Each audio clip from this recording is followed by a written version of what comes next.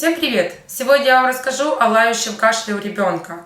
Во-первых, уточняю сразу, что таковой кашель является обязательным симптомом для того, чтобы вызвать, либо самостоятельно поехать в больницу, либо к участковому педиатру.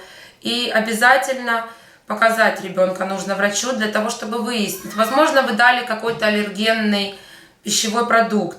Либо это все же вызвано самым негативным, это ларингитом, и у ребенка уже начался стеноз. Соответственно, врач сможет понять, какую помощь срочно оказать ребенку. В первом нашем случае ребенок покушал меда, и мы даже не подозревали обо всей опасности, и, слава богу, педиатр сразу сделала ребенку укол преднизолона, что снимает аллергический какой-то синдром этот. И нам стало действительно лучше. Вечером мы вызвали медсестру, и нам повторно сделали укол.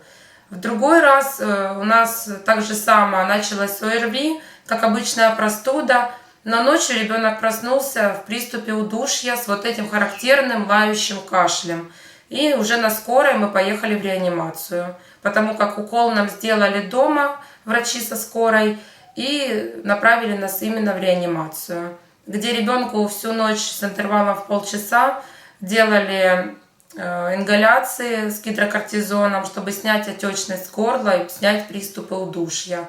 Поэтому очень серьезно отнеситесь к такой ситуации и непременно не давайте никаких растительных растирок, никаких растительных чаев, никаких травок, отваров. Это все может спровоцировать именно приступ удушья.